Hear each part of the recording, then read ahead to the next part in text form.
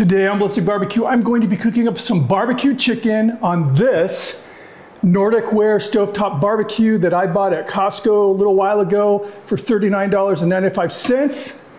And we're going to answer the question, will this smoke up the house? Let's get going.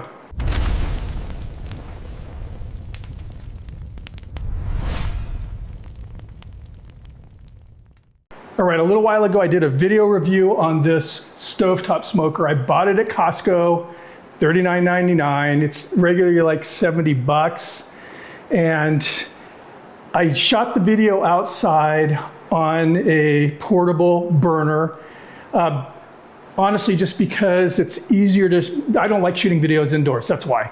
And the video did well, but I received a lot of comments basically asking, how come you didn't use it inside? We want to see if it will smoke up the house. And it makes sense. I completely understand why those comments came through. So I'm listening to you. We're going to do a video inside the house and see if it does, in fact, smoke everything up. I'm hoping that it does not. But what I'm going to do on this video is we're cooking up some chicken. And just so you know, I'm following the instructions on the owner's manual for this little Nordic Ware Stovetop Smoker. The video I did, the review I did, is a very detailed breakdown of the smoker. I'll be kind of showing you the components again as we're setting up for the cook. But right now what we're going to do is season up the chicken. And here's that chicken. It was just under 4.5 pounds, and I went ahead and broke it down. I cut the breasts in half. That's the way I like to do it. So anyway, this is a Santa Maria rub. I love this stuff. It's just called Scott's. I buy this at the store and I really like it. It's kind of a simple salt, pepper, garlic, and then there's, herbs in here as well. And it just tastes really good. And not only on tri-tip and things like that, but it's really good on chicken. All right, let's get this off to the side and we'll set up that little smoker. Okay, here's the bottom half of the smoker, and you can see it's kind of grooved here. This is where the wood chips go. And when you buy this kit from Costco, at least, it comes with like 5 different types of wood chips. This is apple, but they also have cherry, maple, mesquite, and hickory. For this particular cook, I'm going with apple. And you can see this is really, really small wood chips here. I'm going to add 2 tablespoons, one in the center here. Then I'm just going to kind of pat these out to around a 3-inch circle, like that. So this is the drip pan and also a water pan. I'm going to do a dry smoke today, so I'm not adding any water to this. So I have it wrapped in foil just to help with cleanup. This is the cooking grate, or whatever you want to call it. And I explained in my other video that the components are what they call aluminized steel. It's actually pretty heavy gauge steel, and I think it's like plated with aluminum so it doesn't rust or anything. And it also pretty non-stick. So we are ready to cook now. Let's get the chicken loaded up. And I saw a video where this lady did a whole chicken, and I just didn't really like the way it looked when it was done, so I'm opting for pieces of chicken here. It's funny, in the instruction manual, it's saying whole chicken dry. There's no recipes in the manual for a whole chicken, but there is a recipe for cut up whole chicken, and it's saying wet for that particular recipe. Just from that last cook, this cooker generates a lot of moisture just from the moisture, being evaporated from the meat. So I'm not going to add water. I'll take my chances here.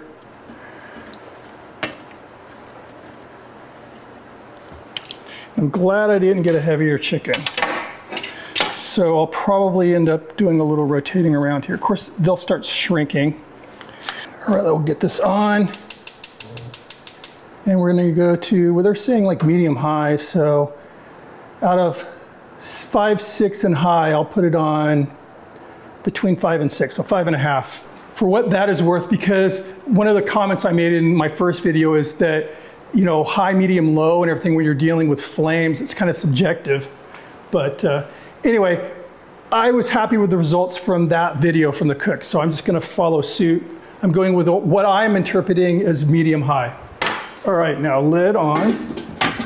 Okay, now let me explain this here to you. As you can see here, there is a thermometer and it just pokes through a hole. And with this particular cooker, you do start from the off position, so you don't preheat it or anything. All right, so here we have a lid damper and it looks very, very familiar. It looks like a lid damper on a extremely well-known kettle cooker, kettle grill, but we're using it a little different on the stovetop smoker here. Instead of opening it to adjust, the heat with the burning coals and everything, we're using this to either release heat if it's getting a little too hot, like hotter than we want, or to release smoke if we want less smoke. And they suggest, Nordic Ware suggests, leaving this closed. All right, so per the instructions, I have the burner set for medium high for what I'm interpreting as medium high. What I'm going to do is just watch that thermometer now until it gets to 190 degrees. And you'll see on the thermometer here, starting at 190 is when you've reached the ideal cooking range. I'm kind of following a recipe in their recipe book here. The only one that actually has a whole chicken that's been cut up. And the cook time on that is 1 hour or until done.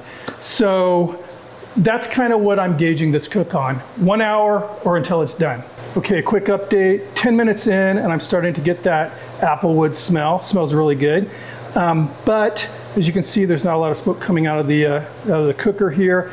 Right now, the hood fan is on low, and I don't feel real concerned about the house getting smoked out because there's no smoke in the kitchen area at all. Okay, another quick update. We're at the 30-minute mark. We just hit that 190 on the little temperature gauge on the lid. So the clock has started as far as cooking is concerned. Cook time, they're saying, will be about an hour or until they're done. So I set the alarm for 1 hour. I do want to barbecue, hit these with some barbecue sauce. So what I'm going to do is I'm going to let that 1 hour clock run. And then after that, I'll baste it. Just leave it on the little cooker for enough time to set the barbecue sauce. But as far as the smokiness, we're not seeing any smoke in the house. The fan, if there is any, is sucking it up. But we're definitely smelling, that applewood smoke. It's not like uncomfortably strong, but we can smell it. All right, we just hit that 1 hour mark. Let's see how we're doing. So you can see there's not a lot of color here. Let's see what the temperature's like. Yeah, well, it's done. Very tender. So this is something I pointed out in the last video. This cooker is more steaming the food. Even there's no water added, but again, that evaporation coming from the meat, the water coming from the meat, it's more or less poaching the food. Now I passed FDA standards. I wasn't checking it. I was basically running the cooker how the instructions are saying to run it. But it won't be dry. I can tell you that. It'll be really good. But I am going to go ahead and add some sauce. So I'll see you guys in a bit. For the sauce, quick shout out. I'm using my buddy Cosmo's Cosmo Q, and this is his OPX1 top secret sauce. Congratulations, Cosmo, you're doing an amazing job. What a total success story. So I'm just gonna hit it with the sauce. So we definitely don't have crispy skin on this chicken. And no color, this chicken is white as a ghost. All right, get this back on the cooker.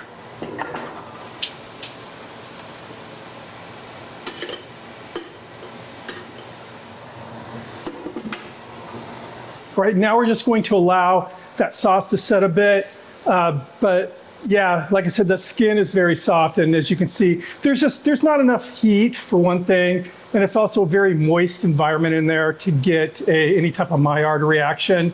So I'm not surprised that the skin's not crisping up and there's no color, even with the smoke. The smoke is in there with a bunch of steam. But just based on the one and only other cook that I did on video, you do taste some of the smoky flavor. One complaint I had on the last video that I just want to repeat is the handles on both the lid and the sides of the container. I think it would be really nice if they had like silicone around there, the handles or something, so you could pick it up or take the lid off without having to use, you know, like a towel or something, because those things get hot. And I brushed my arm against one of the side handles just while I was putting the chicken back in, and I you know, got a little burn on my arm. So I think that'd be a real improvement. And the other thing I was thinking of as far as applications for this little smoker, the way I would personally use it if I was, again, in an apartment or someplace where I couldn't smoke outside on like an offset or a kettle or anything else but this, what I would do is cook the food in this just long enough to get the smoke on, because the smoke doesn't really last that long in the cooker itself. I mean, like 30 minutes or so. I would just get it in there for that initial smoke and then finish it off in the oven. That's the way I would use it. But I'm just going to allow this to continue to cook for probably 10 more minutes or so, 15 at the max, just to set that sauce, and then we'll pull it off and give you guys a try. All right, that 10 minutes has passed and we are done.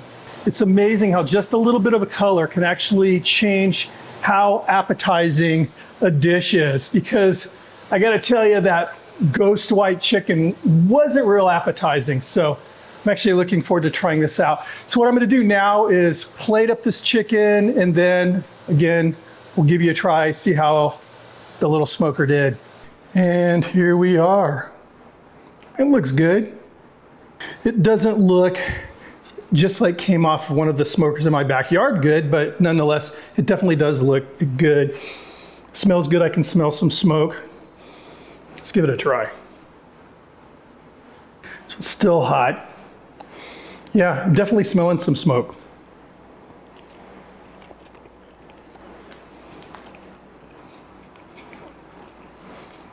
It's good. It's moist. It does not taste overcooked. It's not falling apart. It's not mushy, and it's not dry. So that's a good thing. I mean, it was cooking in steam the whole time. So my opinion has not changed from the first video as far as this cooker. It's easy to use. It gives you a nice smoky flavor, a light smoky flavor, and the food comes out good. Now, is it as good as a actual outdoor cooking system that's either burning, you know, wood, charcoal, pellets? No, it's not going to give you that quality of smoke. It gives you some smoke. I think this would really be good with fish, because fish is so light, it would take on the smoke, but it wouldn't over smoke. Again, I was talking about how a nice application may be just leaving the food in there long enough to get that smoke on there, to let the little amount of that very small, the wood chips burn out, and then get it into an oven and get some of that Maillard reaction. That is what really makes food taste really, really good. I mean, smoke helps, but that Maillard is what brings out all those sugars and that nice savory flavor. I'm missing that with this cook here. As far as some of the questions from the last video that I wasn't able to answer was, does it smoke up your house? No, that's not a problem. It's not even a problem at all. Most of the time I was running the fan on medium, and I think I could have probably ran the entire cook on low. We could smell it inside, you know, the cooking chicken, the smell of cooking chicken, and the nice kind of light smoky smell, but there was no smoke in the house. And now that it's off, I can still smell the food, but we're not smelling smoke. So that's a good thing. Yeah, and again, I stand behind my words last time. $40, no problem. Maybe even $50. It's the materials they're using are very high quality materials. It's very well built. Prices are all over the place when you go online shopping for one of these things. I mean, they're anywhere from the low 100s to down to, you know, $40. And I definitely would not spend $100 on this. And me personally, I wouldn't spend $70 on it. If I were in a place, again, where I wasn't able to cook outdoors, my opinion on that may change, but right now, I spent 40 bucks on it and I'm happy with that, no problems. But anyway, thank you for stopping by, and those that basically asked me if I would do an indoor cook, thank you for the suggestion. I'm glad I did this. And if there's anything else you'd like to see me do on this, let me know. Like I said, I think fish would be really good on it. It's definitely not, this is the second time I've used it, second video, and I don't see myself reaching for this, if I'm thinking of something to cook just for the family. I'll do videos on it if you're interested, because I know there's a lot of people that are interested in a system like this. But anyway, thanks again. If you're new to the channel or if you have not subscribed, please consider hitting the subscription button or ringing the notification bell. Thumb it up if you like it. I hope you did. Keep the suggestions coming in, and I'll see you on the next video. I'll take a wing here. Cheers.